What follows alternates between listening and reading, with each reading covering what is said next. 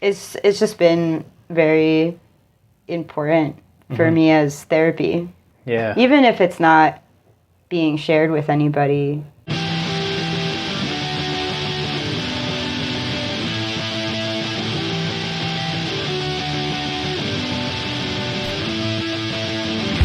Hello and welcome to Where the Living Room Used to Be, a podcast about Rhode Island's music scene.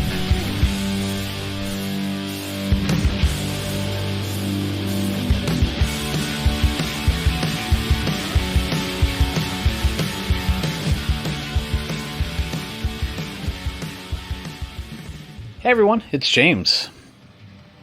For this episode, I sat down with artist and musician Belardinelli. We discuss a lot over our lengthy chat, including her early experiences with music all the way back to her first shows, the start of her band Mar, as well as the topics she's addressing with her songs. We also discuss the interesting ways she's recorded over the years, and the story behind her solo project, Mariassunta. Plus, we cover a bit about rishows.com, which is a fantastic resource for our local music and art scenes that she's a big part of these days. If you enjoy the episode, please tell a friend, and make sure to subscribe to Where the Living Room Used to Be, wherever you get your podcasts, because I'll be releasing some bonus episodes with Kay over the coming weeks.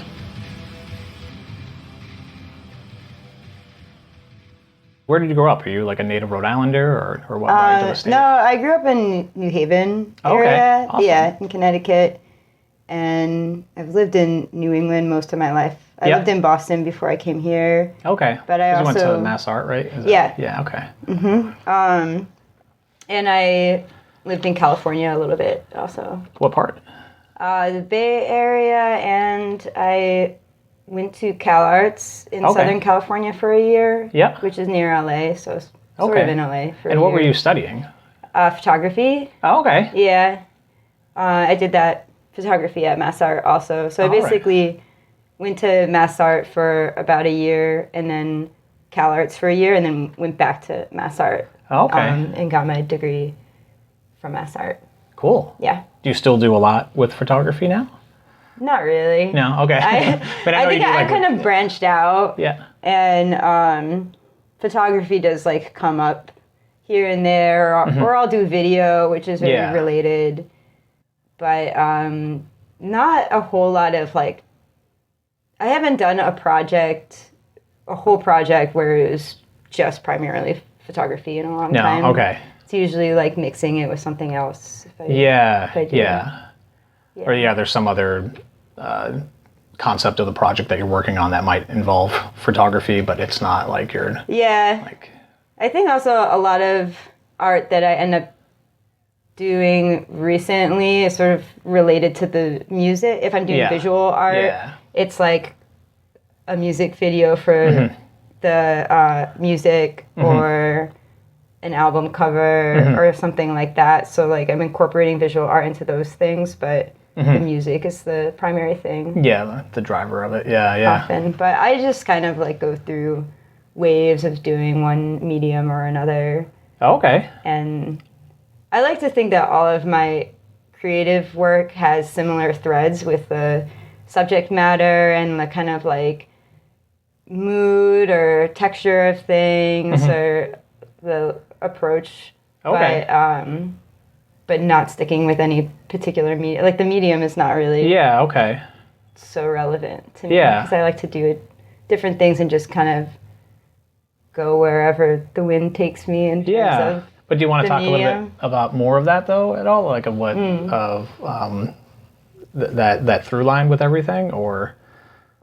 I think that taking things that are painful and then transforming them is a big part of just my life in general. And I've always had the viewpoint that if bad things are happening in the world, or if bad things happen to you personally, to instead of burying it or ignoring it, to face it and do what you can to take those experiences and make something positive out of it. So for me, making art is one of those positive things, and also just connecting with other people. Mm-hmm. And the art helps connect to other people too, so it all... Yeah. So what brought you into music then? Was it just a natural extension from the art that you were making, or how was music in your life prior to like photography, or how did the timeline of that all line up? Right. Yeah.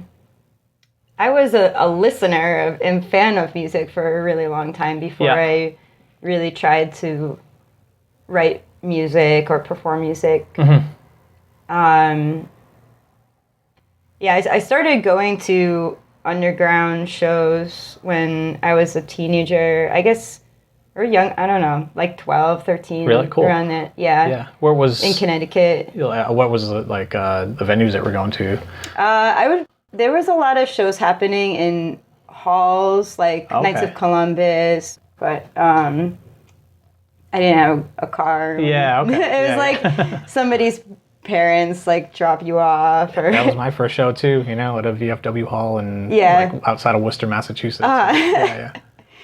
Yeah, I think the very first show I ever went to was at Toad's Place, and I saw Weird Al Yankovic. Really? Yeah. That's awesome. And then my second show was the Spice Girls. Cool. Which was at, it was not a DIY venue or anything. It was like a huge stadium. Yeah. And then probably my third show was an underground show that was at some, a VFW hall or something like that. That's cool. Yeah. I saw Weird Al at Rocky Point.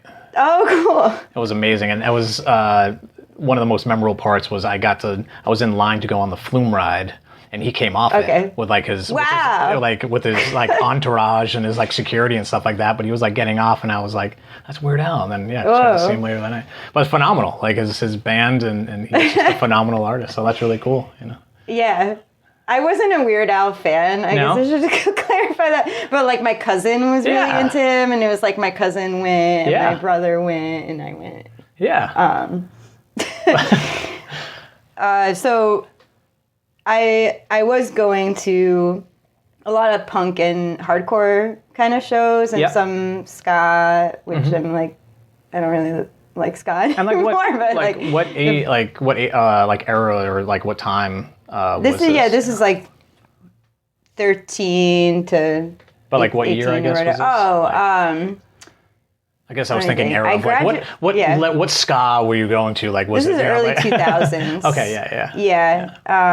Cool. Yeah, and I was just I grew up in a suburb, and it was boring, and also had a dangerous family environment.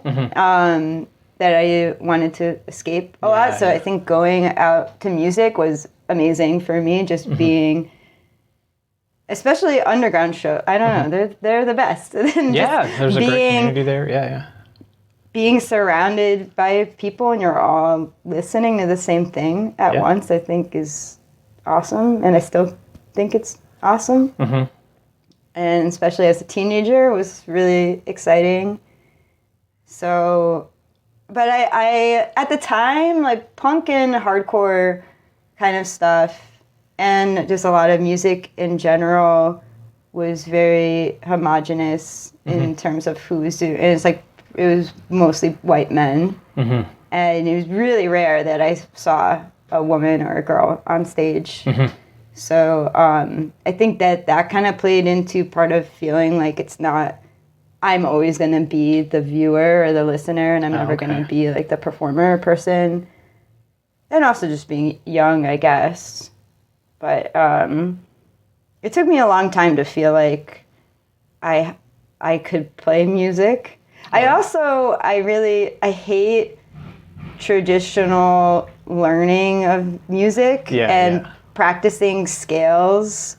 Or learning other people's songs and stuff like that. I tried taking lessons. I tried guitar lessons, drum lessons, and it never really. Yeah.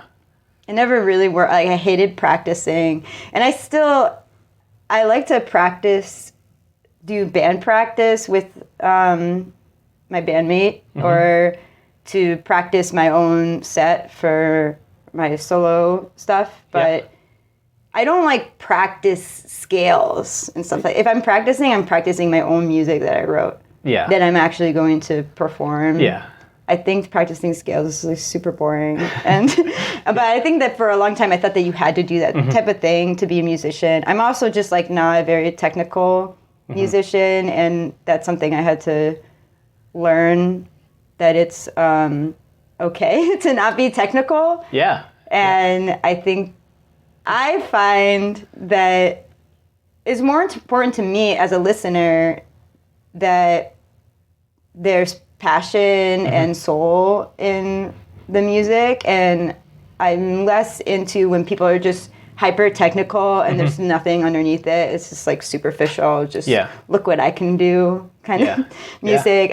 That can be fun to listen to or watch also, but the stuff that really sticks with me and hits harder is usually more when like I can really tell that the person's feeling it. So I'm assuming you're just saying that you were like self-taught, you learned a little bit of these things and then just kind of evolved on your own. Yeah, mostly self-taught, I would say. Yeah. Yeah, Mar is really, it's the only real band that I've been in. Oh, okay. So far. How did that start? We shared a practice space, me and my bandmate Eric. I posted on the Fort Thunder listserv. Yeah. Which for some local Rhode Island people, they may know what it is. I kind of think of it as like an underground Craigslist almost for artists in Providence. And so I posted on there just looking for somebody to share practice space with. Okay. And Eric, a few people responded, and Eric responded, and he mentioned some music that he was into and stuff, and so that helped kind of sell him to me. Because you were just playing guitar, or like what were you like? I was playing. I got the space originally just to practice drums in. Oh, okay. Yeah, but like couldn't really afford it on my own, and then Eric came in, and I think that maybe he was going to practice bass or guitar or something. I don't remember what he meant to do, but pretty early on he suggested, maybe we jam together. So we jammed together, and then that just kind of turned into having a band. Yeah.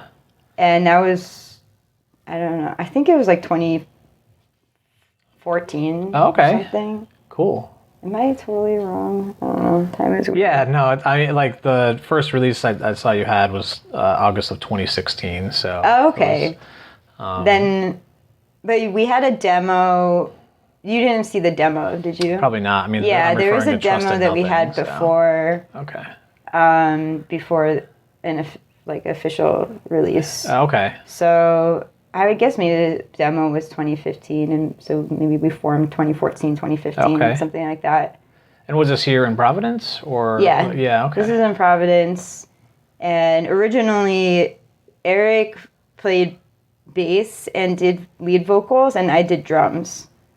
And then that kind of slowly turned into I did like backing vocals.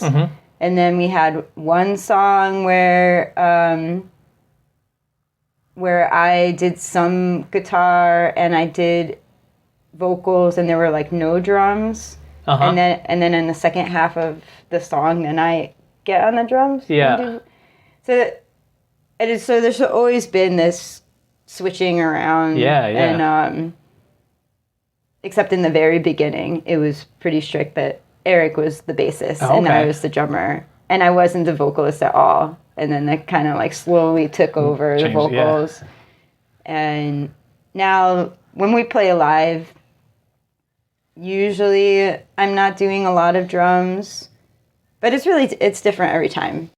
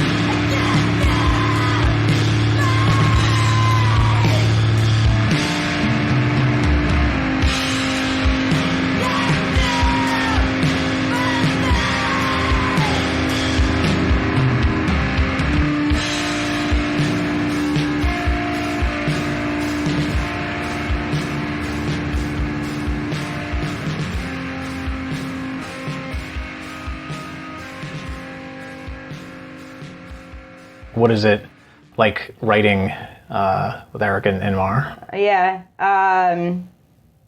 Interesting question. I don't know. We've written like so many different kinds of things, and it varies a lot what the process is. There's some times where one of us maybe has something written, like we have like a drum part written or a guitar part written, and then we'll bring that to practice and build off of that. And who's writing that guitar or drums? It could be either of us.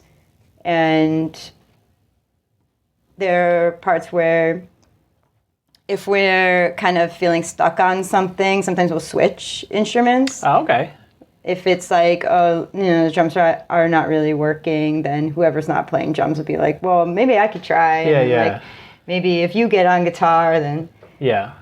There's also been times where I'll have some kind of visual in my head, and I'll describe it to Eric. I'm like, can you write a guitar part that sounds like there's like a fire burning in a distant forest and it's nighttime and you could see the smoke or something? Yeah, so like write more visual. Yeah. Yeah, like a visual with a mood, and so he'll pick up on that.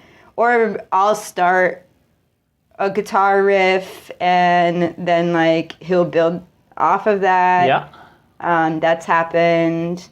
There's also been times where I had a vision of the trajectory of a song in terms of like where the mood is going to go and if something is going to get more intense or if there's going to be parts that are sparse. And I'll draw a picture. There's like a graph of how the song is going to go out. That's cool. Yeah. A lot of times if I plan or we're planning out a song like that, what we end up with is not what we did. Yeah. But sometimes it's useful just to like have some vision, even if you're going to totally go astray from that vision, just to start somewhere. Yeah. Do you still have those? Like, do you keep those drawings? I don't know. Maybe. I was keeping like it when the nerd in me, like the music nerd in me, like that'd be really cool to see, you know. Those would be really cool to like keep, you know. But there might be some in this notebook that I haven't looked inside of in years. That was like the Mar notebook that we kept in the space. I think there was more ephemera, sort of just like strewn about before I moved to where I am now, and we were still in that original practice space. Yeah. Which is on Dyke Street in Olneyville. And we had, like, they would be taped on the wall or just, like, lying around and stuff. And so we had more stuff like that. I do have a book that I keep show flyers in. So I have almost all of our show flyers. That rules. Yeah. So I did that. But I don't know about the drawings. They also, sometimes they're in my journal. And I've kept a journal since, I don't know, since I was like 12 or something. And so often there's bits of lyrics or guitar chords and things like that are mixed in with journal entries. Yeah. Yeah, they're not always in one place. Yeah.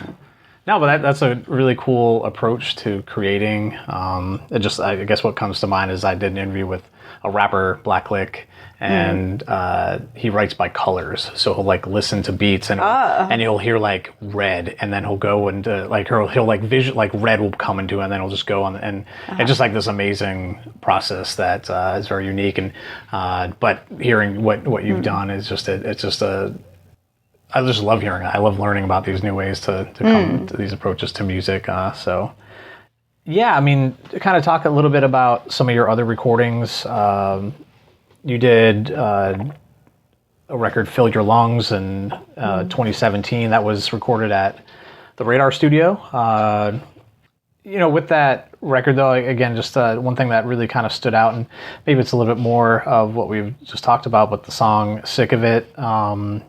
it seems like it was pulling from more of like punk and noise, versus some of the other drony stuff. So like, are you putting a lot of thought into, like, when you're writing these records, are you looking at it as to like, this is just naturally what's coming out, or are you looking at it in more of like the arc of an album and say we should maybe add in a little bit of a different sound to it, or how does like the overall pieces come together? Is it I think it's sort of both. Like, we'll start with just writing songs, but once we have a few and we feel like we're working towards an album, then I'm definitely thinking about how are these gonna go together, and wanting to put together something that covers all the ground that I want to cover. Yeah.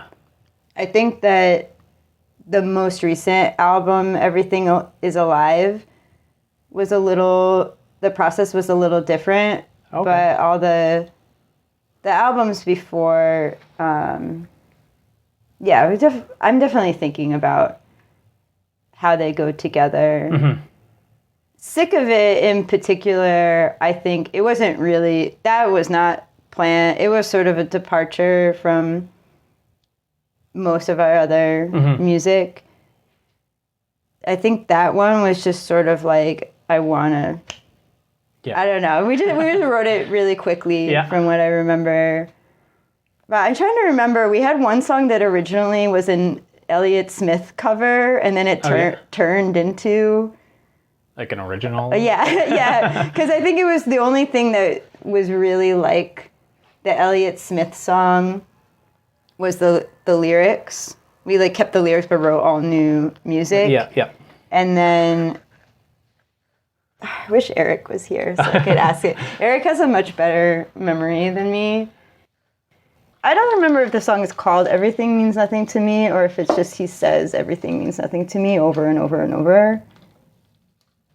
I think that, because I say, I just want to have a good day, I just want to have a good day over and over, and I think it was Everything Means Nothing to Me over and over originally. Oh, okay, yeah. And then I was, I used to be in an abusive relationship, and I used to go to group therapy for like survivors of domestic violence, and in a group therapy session, somebody in the group was just like talking about being exhausted really from like having to deal with the stuff, and like you work really hard to take care of yourself and like heal and everything, or if you're still in the relationship, just to like survive. And sometimes you're like, can I just have a good day? Like, I just want to have a good day. And so she said that, and I thought that was a very powerful thing to say. So then I put it in a song. Yeah. Again, that kind of connects back to what we were talking about, of just a lot of what you're doing is, I think it was an interview that I heard you talking about, of just like uncovering or bringing attention, or just like helping to, work through some of these things that can often be pushed down or whatever. However, you probably can describe it a lot better as the artist yourself. But no, that sucks to hear. It's I guess, again, like what we're saying, it's just good that there's music, that there's maybe some outlet with that kind of stuff. But yeah, I don't know what I would do if I didn't have art and music. I don't know. I'd probably be dead or something. Like it's just been very important for me as therapy to be able to make art. Yeah. Even if it's not being shared with anybody. Just to write in my journal. Yeah. Is healing. Yeah. Yeah. But especially like, I think that performing live. Okay. Especially, and being able to say things that are hard on stage in front of, if you can like get through that, it feels very empowering. And Yeah. And then other people connect with that, and they'll talk to you about it, and that's really awesome too. Yeah. Just to see other people connect with it. Yeah. Do you remember what it was like performing for the first time? Like, did you feel that So type of thing, the first show I ever played, I was filling in on drums for a different band in Boston at a basement show. Yeah. So there was that. It wasn't my own music, and I was very nervous, and I kind of fucked up a bit. I felt like there was a lot of pressure, and not a lot of practice before. Yeah. It was kind of just like other being people's stuff, you know. Yeah. I think playing other people's stuff is sort of hard because it's harder to just improvise if things go a little off. Yeah. I think when it's your own music and you really know it well, if you make a mistake, you can kind of make it seem like it wasn't a mistake. Maybe more easily. As long as you don't bring attention or you know, to like, oh, I messed up, and no one will know. But yeah. Yeah. But the first show that I played that was my own music and that was with Mar, we played at a venue called Red Room. It was a warehouse space in Olneyville. Mm-hmm. I think our first 2 shows actually were there. Cool. Yeah, and that was good. That went a lot better from what I remember. Mm-hmm. And it was the second one that was my first time doing vocals live. Yeah. I wasn't doing lead vocals really, but I had some vocals in the set. So that was like the next kind of step in my getting comfortable on stage. Yeah. Yeah. No, that's cool. I mean, again, I'm a drummer and I'm a stereotypical, like, all I do is play drums and I don't want any attention. So, like, if they were like, James, sing a song, I'm like, I can't do that, you know? Like, yeah. That's rough, but so, yeah, that's cool. But, and I guess I'm just kind of curious of, like, what, again, I'm not like a super tech kind of guy, guitar tech or even drum kind of stuff, but, like, you know, with what you're doing, like, what are some of the actual instruments that you're using? Like, what kind of guitars are you using? Or, like, it did strike me as something that was, like, interesting with your sound, you know, of... for Mar. Yeah, for Mar, yeah. The drums are just, like, pieced together. Oh, okay. Every piece of the drum was obtained individually. Yeah, okay. Like the kick drum I bought from somebody on Craigslist. Yeah, yeah. And then the rack tom I bought online. The floor tom I found on the street. There you go. Nice. the cymbals Eric and I went and shopped for individually. Mm-hmm. They're different brands and stuff. Everything is just kind of mix and match. Oh, like the snare drum, I was like an old neighbor left it in the basement or something. It was, you know, that's cool. Just cobbling things together, but I feel like it has a specific sound where if we try to use other people's drums, it doesn't sound right. Yeah. But none of it's very like nice or anything. It's just mostly cheap stuff, except for the cymbals are kind of expensive. Yeah, we can't. I like having the nice cymbals. Yeah. And then the guitar, I have a Guild guitar from the 70s. It's very cool. I think it's called an S60. It's all black, which I like. Yeah. I like how it looks. It looks cool. And sounds good. And then usually we're playing at a very loud amp, so what I have right now is an Ampeg that's also from the 70s. Mm-hmm. It's a tube amp. I forget what it's called, like the model. But, yeah. And that's most of it. And then sometimes we have had bass. It's mostly like earlier stuff that has bass we don't really use bass anymore, or haven't recently. Yeah. And there's some songs that have organ. Yeah. There's been a couple of different organs here and there. Actually, this house that I live in, that we're in right now, came with an organ. Oh, okay. Yeah. My friend owns the house, and a bunch of stuff just sort of like came with the house when they bought it. And, yeah. Well, no one moves an organ, if you don't have to, I guess, like just yeah, like heavy, so. Yeah, and it was a nice gift. That's cool. There's a little mysterious door. Oh yeah. There. Yeah.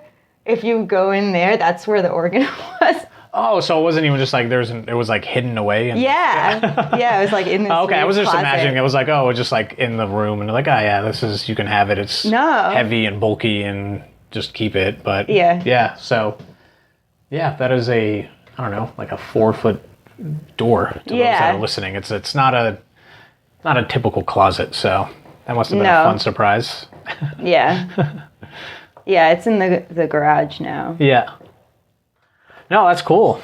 But yeah, I mean, following that, Pressed in the Earth was January 2019 when that came out, right? And I don't know the dates, but I believe you. You tell me, James. Yeah, you're the one who did the research. Yeah. You know my music better than I do now. But yeah, again, listening to that one, it kind of just what you're talking about with the drums, like it seems like. Sorry, which album?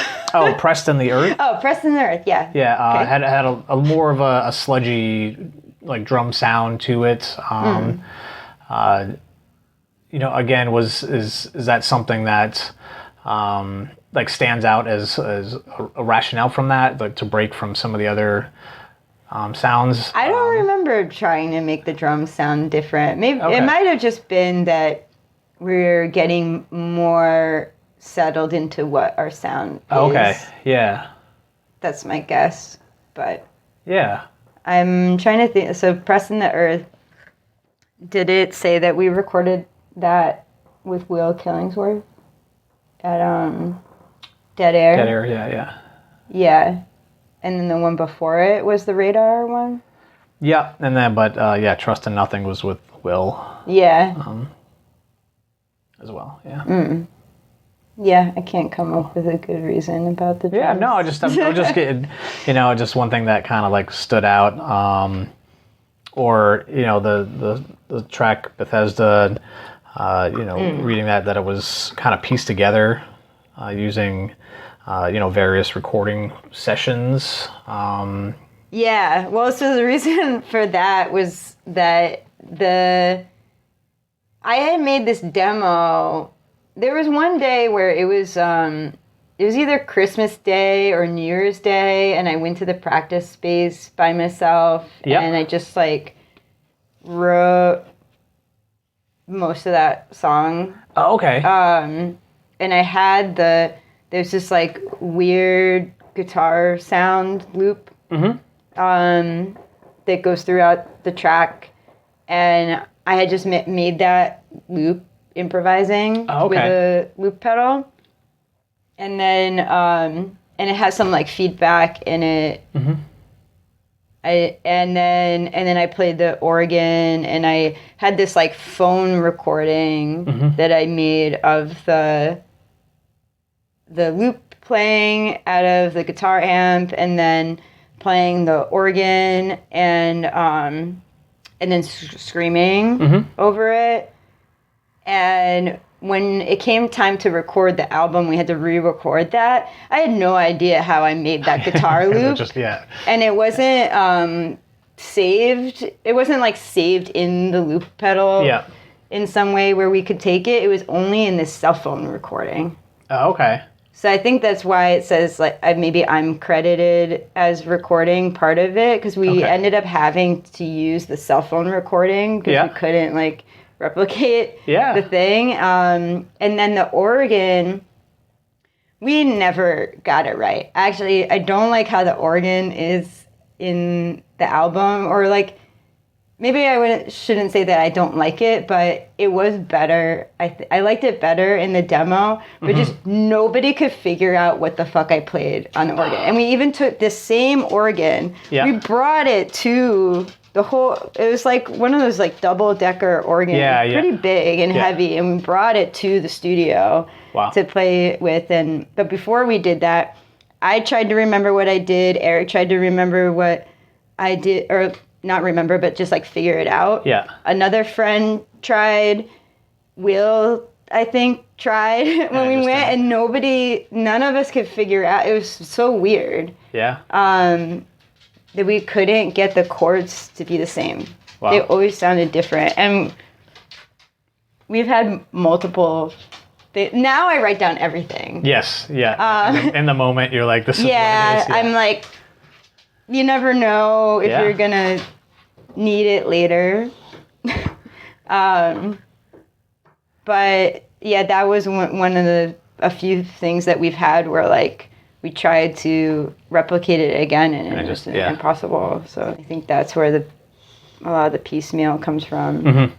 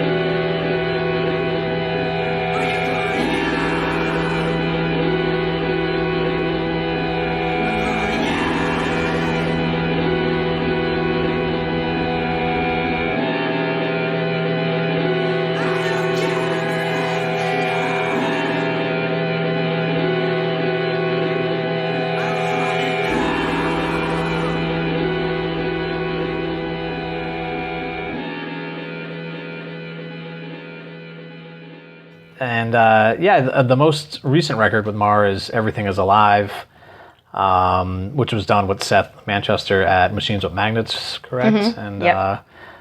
And so I mean, this was done, I read, like, written during the pandemic, and kind of, it's hard to not have that come in and influence something. Can you talk a little bit more about that? And so Eric and I had this club that we started that was called Song of the Week Club. Oh, okay. And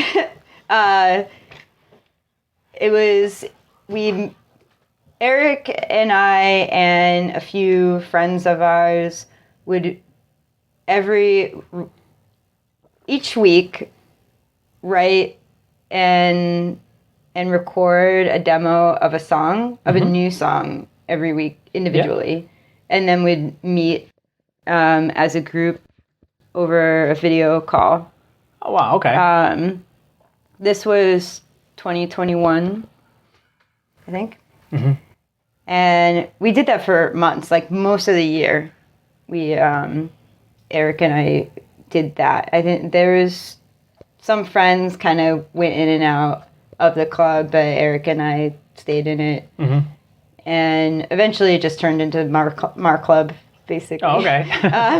But we weren't writing Mar songs during the majority of it, although there were some songs that we wrote individually that did end up becoming Mar songs, but we weren't like writing them as Mar songs. It's just each of us wrote our own thing. Yeah. And so there's a lot of experimenting that kind of happened. I gotcha. Yeah. And because it's such a short span of time, a week, it's like you just have to go with whatever idea pops in your head, and then just go with it. And there's not a lot of time to get perfectionist about it. Yeah. Which is really great for me because I am kind of a perfectionist. Oh, okay. By nature, and it helped me let go of that a lot and to just like try new things. And also it just ended up with a lot of material and for Mar and for Mariassunta, my solo project. So most of the songs that are on Everything Is Alive came from Song of the Week Club. Okay. Yeah, and they weren't really like that. That album, I think, was the most so not thinking about making an album at all, just writing music. Mm-hmm. But then eventually, it became the most of like a concept album. Oh, really? It is kind of somewhat of a concept album about environmental destruction and humans' relationship to life on Earth. Uh-huh. But like from a personal lens also, and thinking about wildness and wildness versus control and colonialism and capitalism and anything that involves humans thinking of ourselves as separate from the rest of the natural world and like superior to all other life on Earth. And so that album is a lot of just kind of like breaking that apart and embracing wildness within yourself.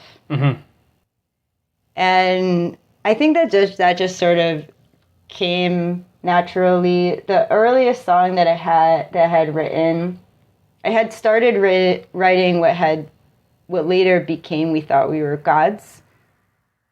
And it had different lyrics originally, but it was about that relationship to the earth.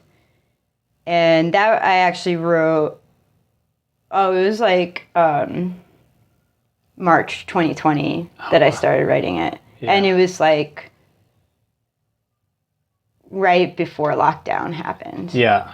I was thinking about how we like think we're above, we think we're gods. We're just like think we're gods, that we can take whatever we want and that there's not going to be any consequences for that. And it's just like infinite, the resources that we can take from the earth, but it's not true. Yeah. And then this pandemic comes and like really like reminds us that we're not all powerful beings, that a virus can come and totally fuck everything for absolutely. us. Yeah. So that was interesting. And so I think that kind of all the music that I wrote after that until we came out with that release was sort of colored by that viewpoint. Yeah. So even though I was not thinking about making an album and just like trying new things and experimenting or whatever, it did end up having a cohesion. And once we started putting the songs together and thinking about recording again, then I was like, oh, maybe there's like a story here, and that these songs all go together conceptually. But they're very varied sonically, I think, but like there's concept behind them.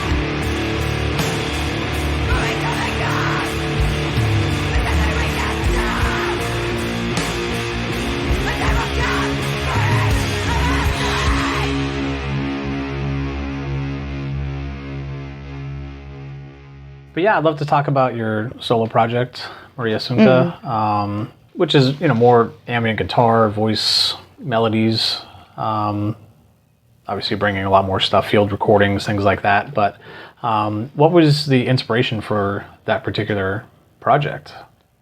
So I'm related to a saint. Her name is Saint Maria Goretti. Oh, okay. And the Mariassunta project originally was sort of a concept performance about her.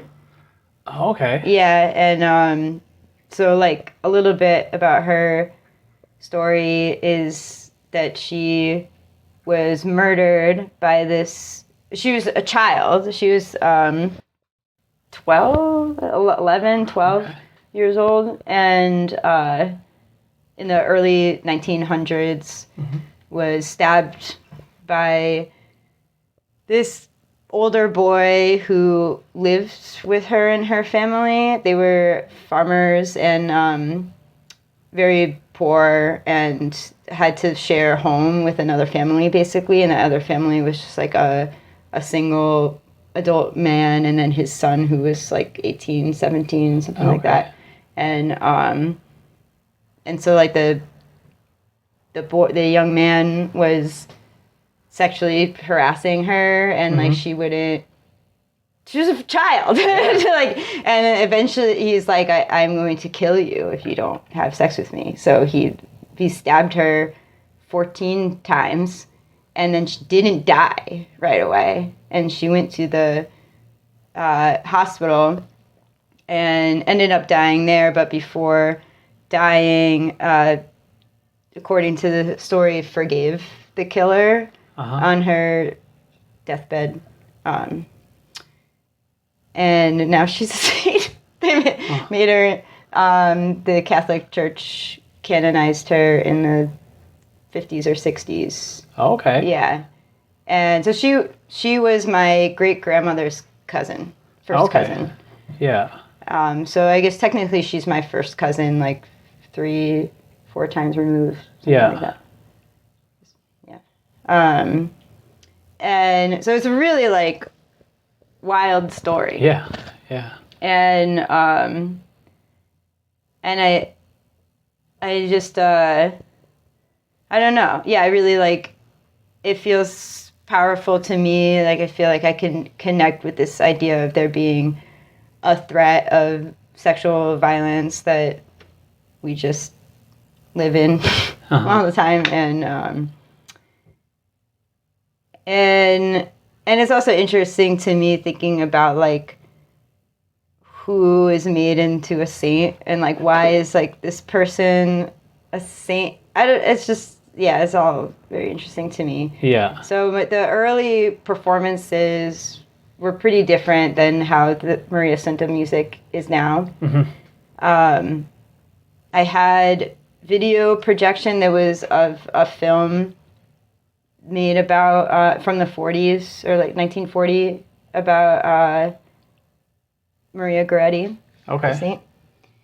And then had some original abstract kind of video that I made that I put together with it. And then I played guitar and organ, and it was all instrumental. And then I actually, also I'll say that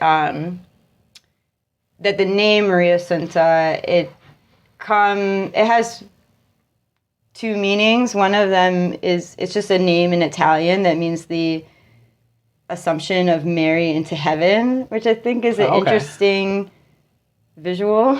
Yeah. And then it's also Maria, like Maria Goretti, and then her mother's name was Assunta. Oh, okay. So Mariassunta. And then in 2019, I got a vocal cord injury, presumably from screaming in Mar.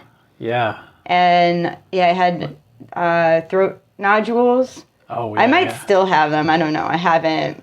Yeah. They had to like stick a camera down my throat, and I haven't done it again. Yeah. I think if they are still there, they're better. But I did 5 months of voice therapy, and during that time, I pretty much was not doing much really, and like trying not to scream. Yeah. No, you have to fix that. Yeah.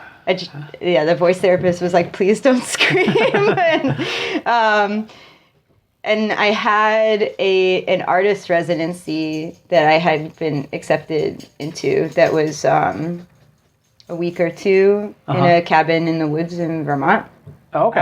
Alone. And I I think I originally was going to go there and do visual art, but I ended up doing music and bringing guitar and an amp and stuff, and tried out singing because my voice was fucked up. I was like, maybe I'll try to just like sing, and so I recorded a bunch of demos myself there, and that was my first Mariassunta album. Yeah, it was Unbound. Yeah, Unbound. Yeah. But yeah, that wouldn't have happened. I don't think I would have started singing if I hadn't had that vocal cord injury, which is interesting. Yeah. Yeah. So another time to like something bad happens, like turn it into something else. Yeah. Now I feel like I can scream again, which is nice, but I also can sing too. Yeah, it's cool that you're taking that opportunity to just branch out into other things. Yeah. And yeah, I mean, with some of that, I guess, like, what was the writing process for that? Just because it does pull in, a lot of different field recordings, or like what was the kernel of the idea? Was it a vocal melody? Was it a guitar part and then you were layering from it, or was it? It was all different. I think I was trying to write almost a song every day that I was there, because all of it was written and recorded well at the residency. Yeah. And I had the whole day spent either actively writing or recording music or doing things that I felt would like enrich the music. So I did a lot of just like walking in the woods and going on hikes and stuff, and like feeling the elements around me. And so like maybe I would hear the wind blowing in the trees and then try to sing, like hum a little tune that was inspired by that, or play guitar. And I was also reading a lot. I was reading a lot of stuff about like other saints, going like away from Maria Goretti, and just like folk Catholicism kind of stuff, and particularly from Italy, and also just like Mary / the Madonna, different versions of her, and what there's like reading a lot of that type of stuff. So there was, I guess to answer your question about sometimes it was like humming something in the woods, and sometimes it was like sitting with the guitar and trying to like write something on the guitar and building off of that. Did you have like set amounts of time to record, or like how much recording did you do a day, or was it just more I think it was sort of like gut feeling of like this is I feel inspired right now, I can go do something, or were you like, I'm in the studio, quote unquote, for like 8 hours, Yeah, it wasn't regimented, and like the space that I was in, it was like a very tiny little cabin that's just one room. Yeah. And it's lofted with a bed up top, and then underneath the bed is sort of like a couch kind of, or like a built-in bench. Not a bench. And there's a little quote-unquote kitchen, but it didn't have running water. So there was like a sink that was gravity-fed that went into a little bucket underneath, and there was a mini fridge. There was electricity. Yeah. So there's a mini fridge. I would have to unplug it to record stuff because it was like super loud. Being in such a tiny space. And there was and then there was a porch that had a little wood stove on the porch, which was cool. But there was no studio other than that room. So either I was like out on the porch, or I was out walking around in the woods somewhere, or walking down there was a river down the hill, but there was no like here in the studio now and then you go home or something. Like you're in the studio, the whole, everything is the studio. Outside is the studio, inside is the studio. And there was the field recordings too. So maybe in the morning I heard something, I record the field recording, and then I go walk around, and then in the afternoon I'm inside and I record guitar or something. Every day was different.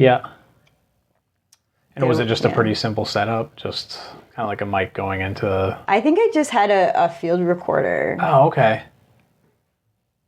Yeah, I didn't have any... I don't think I even had a vocal mic. Cool. I have this thing now that's a audio interface. Yeah.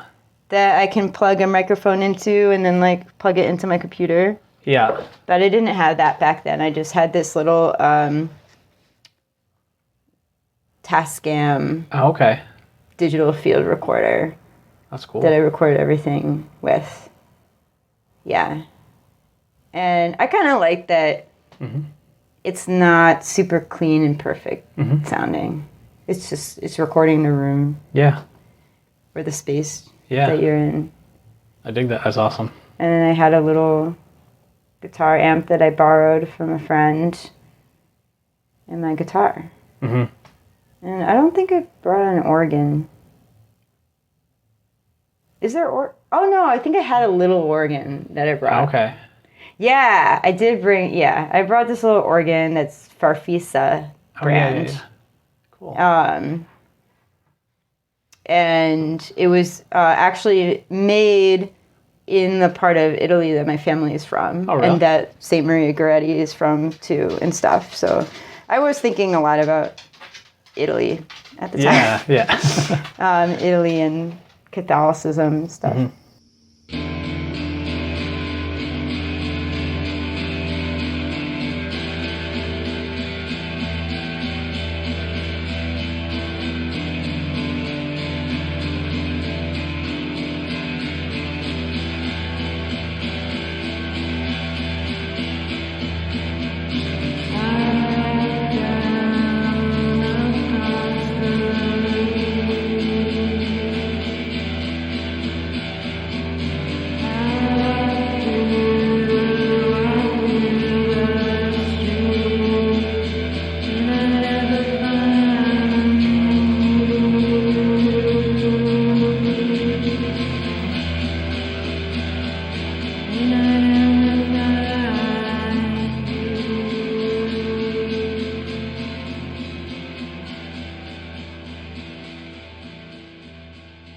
And then, the next record was about a year later, October 2020, Il Volcano. Again, recorded in isolation for a different reason than an art project or whatever. But one thing that I found interesting, at least looking at it here, is that you've released this as a lathe cut 7-inch, but even have like presented it that way digitally, where it's like a side A, side B. Can you talk a little bit more about the thought process behind that, of combining them and then having them be, these very specific, like 8-minute long tracks, Yeah. I kind of felt like the whole thing was like a collage. Okay. Like each side is like a collage and there's not a clear start and end. I did end up time stamping it. So I think in like in the liner notes, it will say when a song starts and stops, but also that it's really not intended that you just listen to one song and jump around. That like they flow in and out of each other, and it just felt right that like either you're gonna listen to the whole side or not, and it's only 8 minutes, so. A lot of songs are 8 minutes long anyway, so why not like kind of treat it like a song? Yeah, you have some more songs that are that long, right? Yeah. Sure. Cool. Yeah. No, it was just a interesting way to present this stuff, and just had some, my notes, distorted noise and like echoing kind of piano and some, different drums that were coming in. How was that one recorded? Was that one? That I did pretty much everything in the practice space in Olneyville. Yeah, I think that also was just the field recorder. Yeah. But the next project that you did with Mariassunta was Warmest, July 2021. The song Somehow I Made It So Far was one that stood out.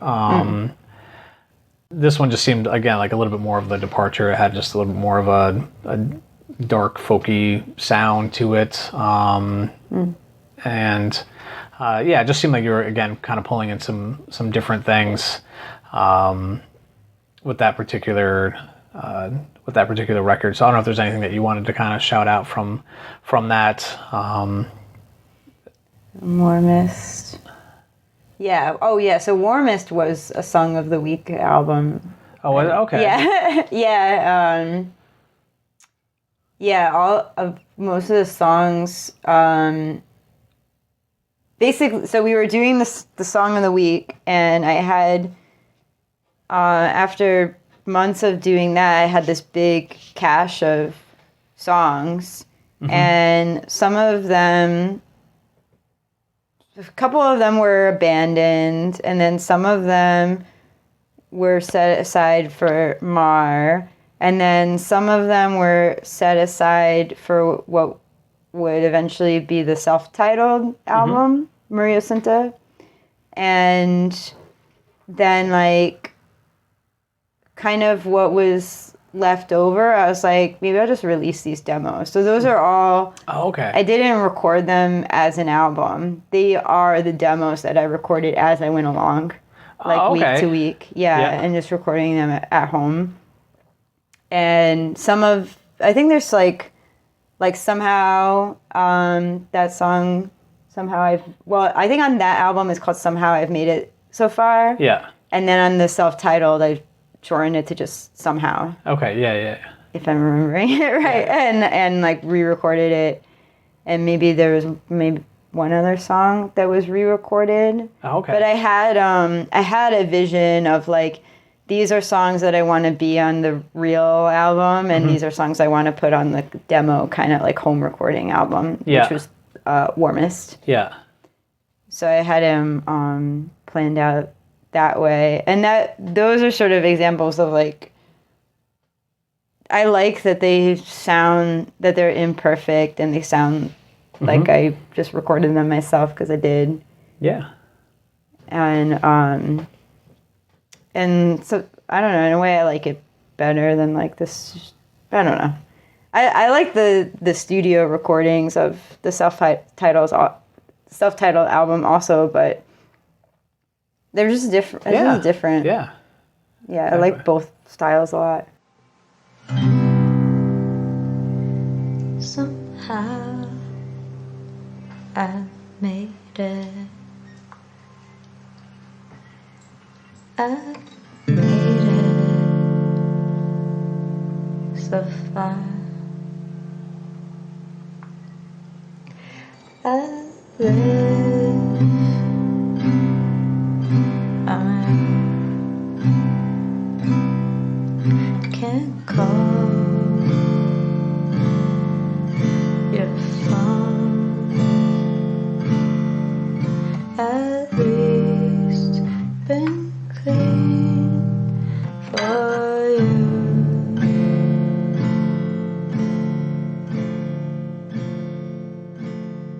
But yeah, I'd love to talk about the self-titled.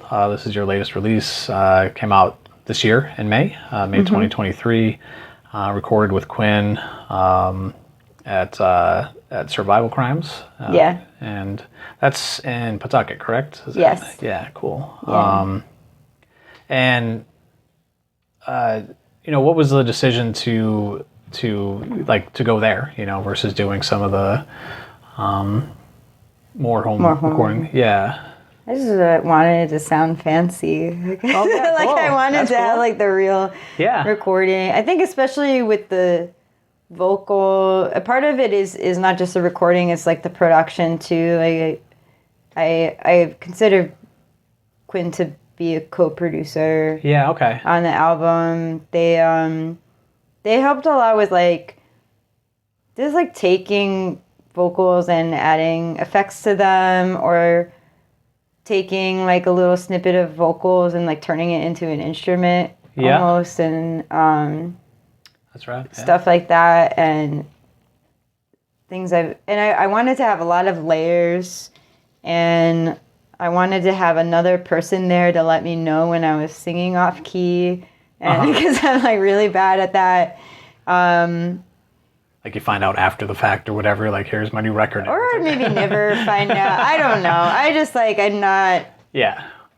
I don't feel confident in being. I'm better at it now. I think I can hear it more now, but I don't know. Sometimes I think that when things are off key, they sound better, but Quinn would disagree with me, and most people would disagree with me. I don't know. But yeah, I just wanted to up the production value. Yeah. Yeah, and see what that sounded like. Yeah. It took a while. Yeah, like how long were you recording it? I guess you said some of the demos were from for a while, but like so I mean, but once like getting in the studio with Quinn, I mean we've been friends for like 20 years or something, and almost 20 years. Okay, cool. And so we know each other well, and we would just end up just like hanging out. We like and not like being productive. Something. Yeah. Right, yeah, or like it would turn into a therapy session for one or the other of us, and so there was a lot of. It was very drawn out, and it also wasn't like, we're like with Mar. I've had gone to the studio, and it's like we're gonna spend the weekend recording an album. Yeah. At Dead Air Studios in Western Mass, or at Machines with Magnets in Pawtucket. But for this, it was just kind of like we're gonna record for a couple hours today, and then the next time is going to be a week from now. Yeah. And then so it's just like really spread out. Yeah. So I think that like recording, it was probably like half a year or something. And we were, I don't know. Okay. I mean, I don't know. Yeah. Time is so weird now, but I agree. Yeah. It was months. Yeah. We were doing recording. And then we had to mix it. Something happened after mixing. Well, we had to like edit stuff, and then mix it, and then master it. And Quinn was doing like the mixing and the mastering, but we were also sort of doing it together, and like okay. It was very drawn out. Yeah. But it was good. It was just like. Yeah, it wasn't what your experience of like this is very different. A very bookended time frame of like where it's like Saturday or Friday to Sunday we're going to be doing this stuff, and you're going to have a product that's done after that. Yeah. And I was also, it overlapped with working on the Mar album. Yeah. Everything is Alive. Also, so there was a period of time of a few months that the Mar album was priority, and then like Mariassunta was sort of on the back burner a bit, and took a while. Yeah.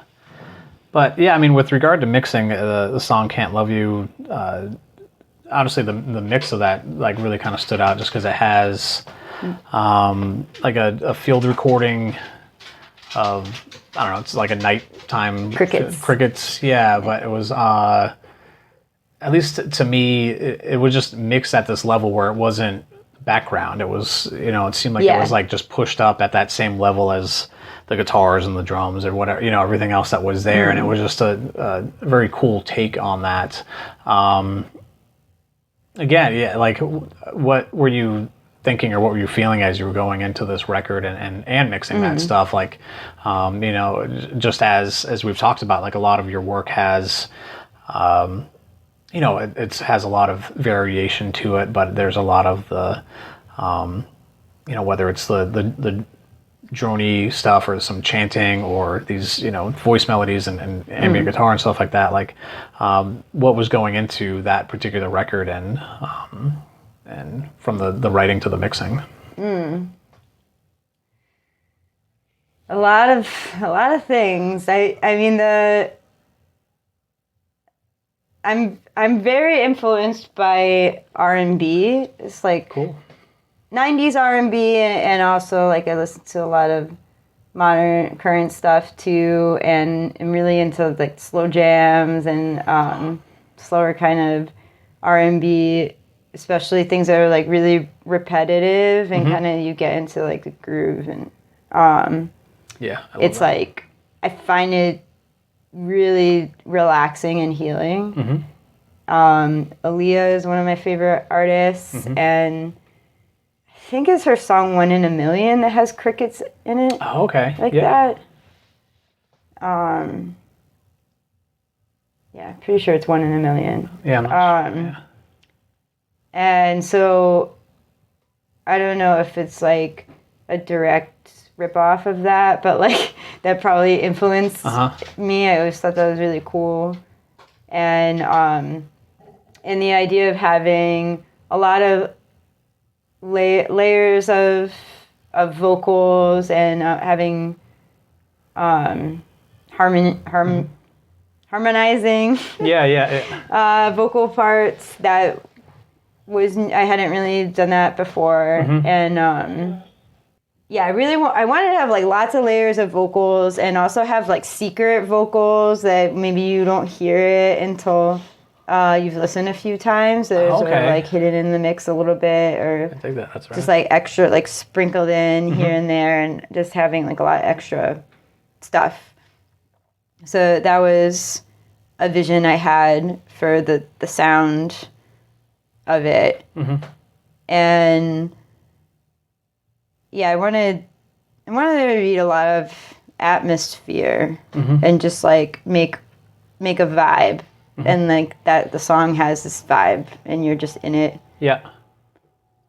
I also was sort of moving away a bit from things that are really like intensely personal or about like traumatic stuff. Like a lot of my music lyrically has been about things like that. And then the self-titled was like a little bit more so just let's just like chill out and like I just want to like relax, and not every song. And then it was also just a bit about just relationships, but not like abusive relationships, but like more like regular relationships, I guess. Or and I think maybe there is an ongoing thread in my music of kind of questioning what love is or what love isn't, or what does care look like between two people. So there's a little bit of that, and like Can't Love You, that song is about really caring deeply for somebody, and that person like wants you to be their girlfriend or whatever, and just like can't do that. Exactly. Like I can love you, but not in that way. What it's about. Yeah. Well, I mean, it's a great record. I recommend anyone that's listening to check it out. And one thing that's also really amazing that you did is you made some like beautiful handmade boxes and like engraved USBs, and has some exclusive like demo tracks and some other things. So it's like a really cool packaging. You've done some of this as well, like I think with Maria, you had some, like a book, and so I dig physical media these days and creating things, but can you just talk a little bit more about the creation of that, and why you wanted to put that together as part of the album? Part of it comes out of just like being sick of plastic. Yeah. Cassette tapes being plastic, CDs are plastic, and like records are basically plastic, and it's like just the toxic chemicals involved in producing it. And I mean, if we're thinking about plastic waste in the world, I think like single-use plastic is much bigger of an issue. There's a lot of things where people use it once and then they throw it away. A cassette tape, usually you don't use it once and throw it away. So it's really like not the biggest offender in the grand scheme of things. But I just like aesthetically, I've always really loved natural materials like wood and metal, and so thinking about how can I use those more and make physical objects that are directly related to the music. I feel like I haven't quite figured out the best way, because I love records. I don't know. I have a bunch of records. Here, I love having like the physical record and you play the music off of it. But I was just experimenting with ways of making physical objects that are like outside the box, so to speak.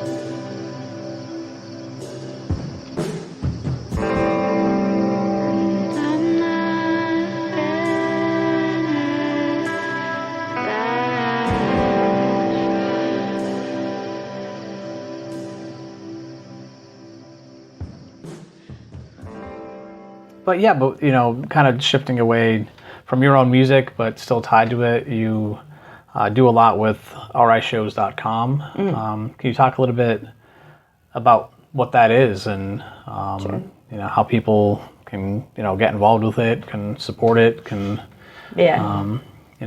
use it? Rishows.com. It's just a list of all the shows. All the shows happening in Rhode Island in general, but especially Providence. There are other lists of events happening, or with arts and stuff, but there isn't one that's like really tapped into the underground scene. And so I think that's what RI Shows is. We put house shows on there, and we won't list addresses if it's like if the venue doesn't want us to, but we have parameters that are like that it needs to have at least one local act on the bill, or it has to be free, or it has to be run by a not-for-profit venue. But the first two are kind of the key ones, like having a local artist on the bill, or it's free. Just it cuts out a lot of the mainstream crap. But it still allows us, like, a lot of shows, they'll have touring bands, and then there's like a local supporter. That's cool. That's the type of thing that we would want to put on there. So it's not like we're going to say we'll only put local bands. But as long as you have local band or artist is on there, it can go on the site. Doesn't matter how, if it's free or if it's $200. It's never $200, but and then we mix in our visiting artist talks that are free, that are happening at RISD or whatever, or Brown. Yeah. And during 2020, we would put protests happening because there wasn't really like shows so much, and like protests were the community events. Because it's all about supporting the local community, really is what it comes down to. And I was not there when it started. It was started by Cho Lu, another local musician, and I learned about it, and I instantly thought it was a great idea. I love the idea, and like there's lots of noise message board before that was defunct at that point, and there just wasn't anywhere where you could see these kinds of shows in one place. You could go and look at physical flyers in a coffee shop, but maybe you see like 2 there or whatever. And then there's fucking Instagram and Facebook. But like now I am sort of on Instagram. Obligatory. But I've always been anti-social media. I've never had Facebook or Twitter, and I don't think you should have to have an account, like a membership somewhere. Just to see what's happening. For fucking punk shows and stuff. And we have the internet. Why not make just a list on the internet in one place that's like in chronological order, and you can look at what's happening this Friday. At all the venues. It's not one specific venue. It's not one specific genre or scene. It's just all the shows on there. And so I came in, and as a web developer and designer, I was like, this could look nicer and be easier to use. So I rebuilt it. And I set up a system that makes it easy for other people to add shows to it too. So there's 2 ways. There's a form where like, anybody can just like submit a show, and we accept almost everything that people send to us. And then if you're a promoter or a venue, or like you're going to be adding shows a lot, you can get access to our database basically and just add shows yourself. And I try to make that be as easy as possible. So that it will be really like run by the community as much as possible, and have like remove any barriers that are unnecessary or like gatekeeping and stuff. So really anybody who wants to be involved can help. Just sending in shows is super helpful. Like we get I probably get an email almost every day with a show that somebody sends in, and like those are really important, and it'll just be random, different person every time. And then there's like a couple people who are more regulars with volunteering and helping with stuff. No, it's cool. Have you seen like growth over the time that you've been there? Yeah, I think so. I think that there's people know about it more. I still will like meet people who have never heard of it. It's just sad. Like I need to get the word out more. But like the people that love the idea when they hear about it, but they just never heard about it. And I think there's like part of it is just not being on social media or whatever and trying to do things this other way. But we have stickers now.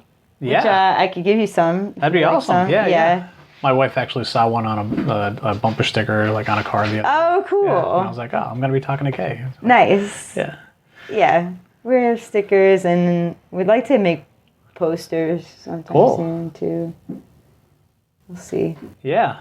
It's all like, there's no money in our shows. We don't. Yeah, it's not like you're doing this there's to, no like sell donation or anything. Yeah, there's no ads. There's no benefactors. Yeah. there's no donations even. The stickers were just like somebody paid for them. Yeah.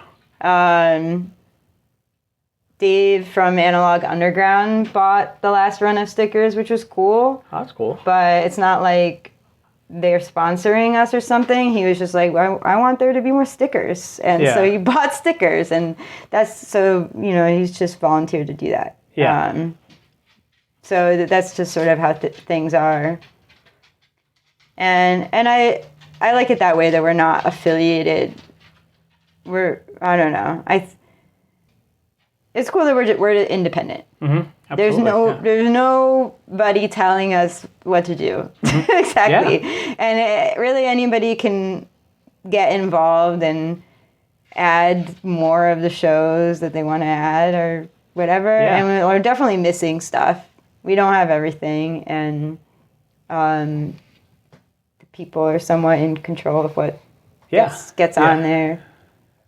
Yeah.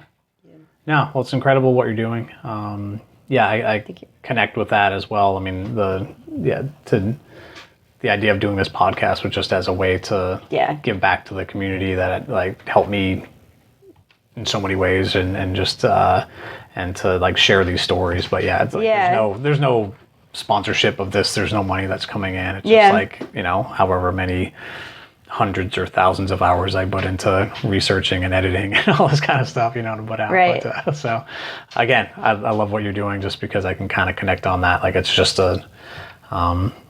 it's an important gap, like that there isn't a way to find these particular shows. Right. So if that's where you're at, or if this is, and these shows that you're promoting could probably use a couple more people in the door or whatever, so, right. Because it is going to, Rhode Island bands, it's going to support them. So, I mean, anyone that's checking this out now, please go to rishows.com and see what it's about. And where can people find your music and your work, and what's the best way to support you? I don't know. Well, I guess so. Mariassunta is mariassunta.net. It's like Maria, MARIASSUNTA .net, and Mar's website is marpvd.com, and you can see more of my artwork, including visual art. That's art.kangabell.com. Mm-hmm. KANGABELL.com. Cool. I don't know.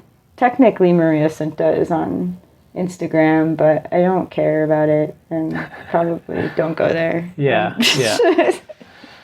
But people can go to the website and they can buy music, or I checked out stuff on Bandcamp, and you have everything there. So. Good luck trying to find Mar on Spotify. Technically, we are on Spotify, but I tried to find us on there, and it was fucking impossible. Oh, okay. Because does it preload anyone that has MAR at the first? So it's the Marshall Tucker Band or something like that. Right, but we're called Mar. If you type Mar, and I think that if you put Everything Is Alive, maybe the album would come up. And that's the only album that we have on Spotify currently. Okay.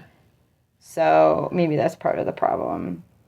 But Mariassunta, I think you can find on Spotify. Okay, yeah. which is good. I don't know. I don't care about Spotify either. No, I'm not a fan of that. But people use it. Yeah, I mean, stuff. it's fine to be there, but yeah, again, like for the, actually supporting artists to continue to create this stuff. For now, Bandcamp is better. Yeah. I hope Bandcamp stays cool. I don't know. We don't know. You can't get too tied to anything. No.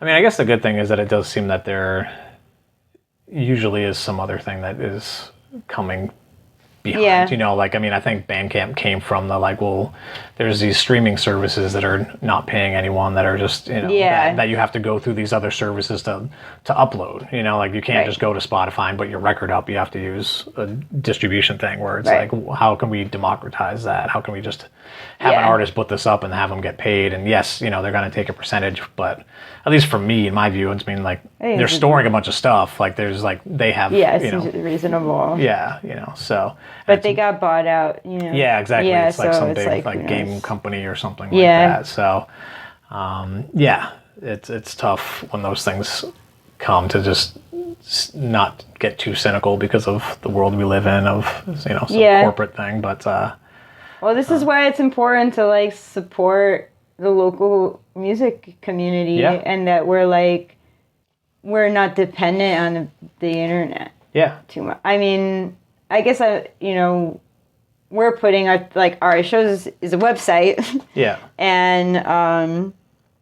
And where the living room used to be is a podcast that's on the internet. But we're encouraging things to happen outside of the internet too, and it's not siloed into one thing that's owned by Jeff Bezos or whatever the fuck, some millionaire. Yeah. Billionaire. Right. Yeah. More than a millionaire. Yeah. But I just have one last question for you here. It's the one I always ask to, finish out the interviews. But, looking back, what would you say is the greatest accomplishment you have tied to music? I don't know. I feel just playing a set live feels like a great accomplishment. Yeah. I'm happy for myself that I did it. Yeah. I don't think that there's any I don't know, a thing that's amazing to put on a resume or something kind of thing. I think it's just kind of more of the everyday playing a show and feeling like people are connecting with it. Yeah. And listening to it. Not every show is like that. Yeah. But, and you never know what is going to be the show that is like that. Yeah. I've played a lot of shows where I think it's going to be a really good show and it's terrible. Yeah. Or I think that it's going to be a flop and it ends up being amazing. Yeah. You just don't really know. Especially when you're making weird music, I think. That's not fitting right into the little genre and stuff. Oh, okay. But so I guess. Yeah. I would say that.